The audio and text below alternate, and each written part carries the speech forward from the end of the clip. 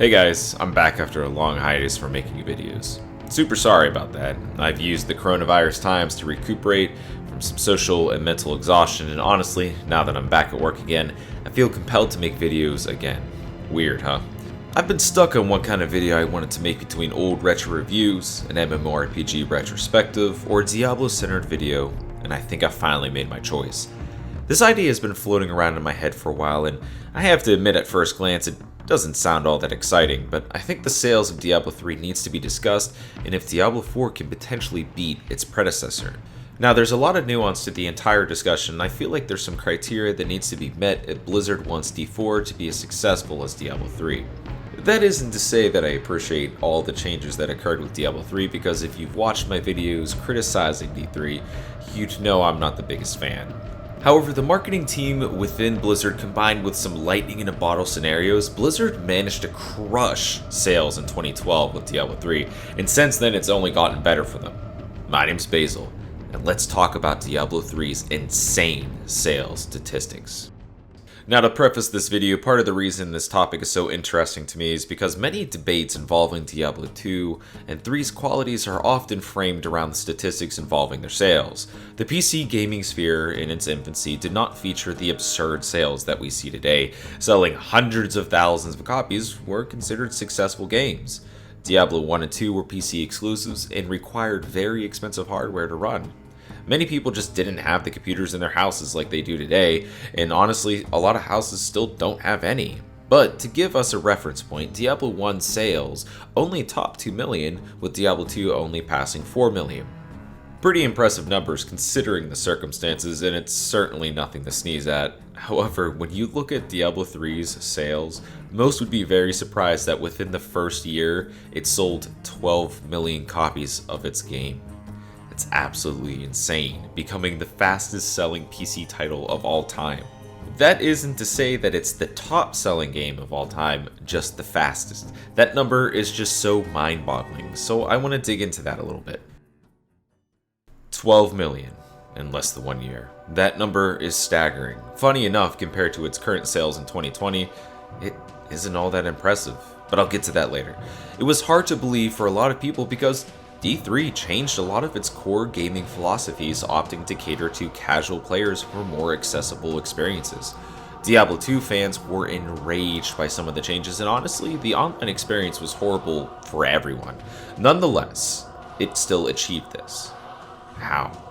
Well, I can tell you for certain it wasn't because it broke the molds, it wasn't because it was an amazing game, and it wasn't because it was on consoles either. That even came quite a bit later. Diablo 3 owes its success to World of Warcraft, with one of the smartest marketing strategies I've ever seen in my life.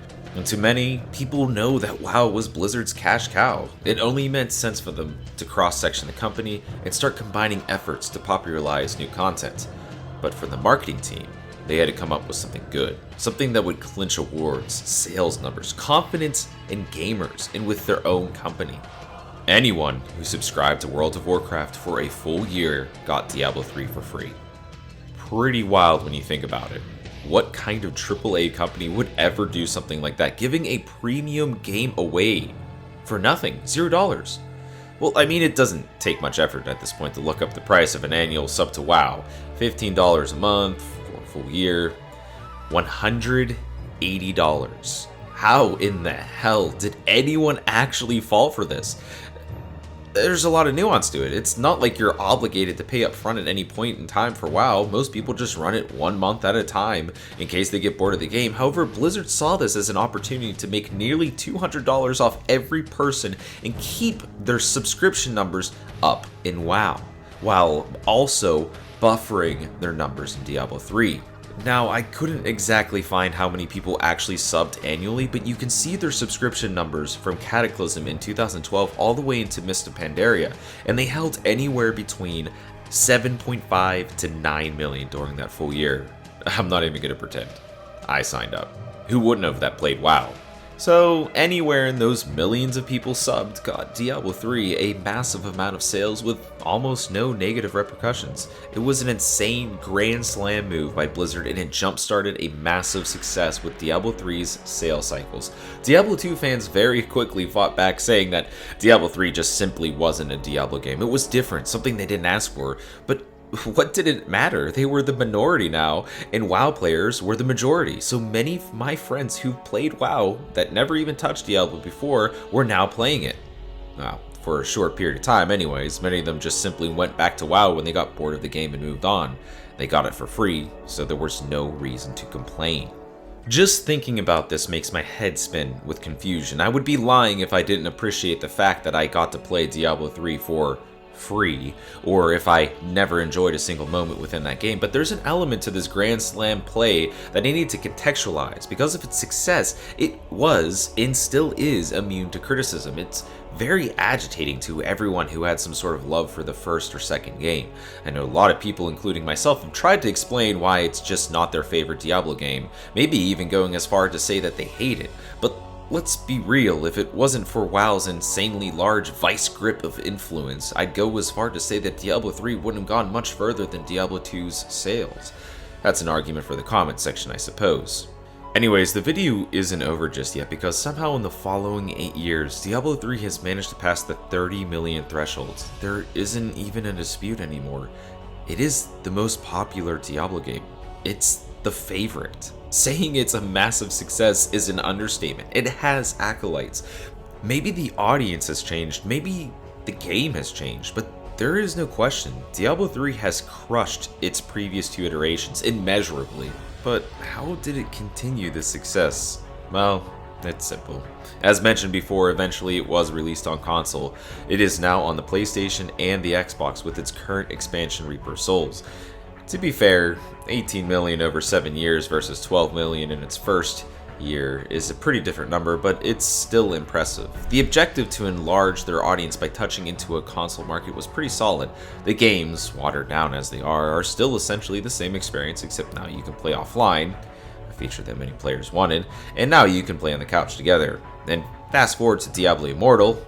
Well, you can see where I'm going with this. Blizzard's objective is to ultimately expand their audience as conceivably wide as possible, and I don't see that changing. Whether you like the idea of a mobile Diablo or not, it's gonna have a massive impact, just not as subtle as the Diablo 3 annual sub deal.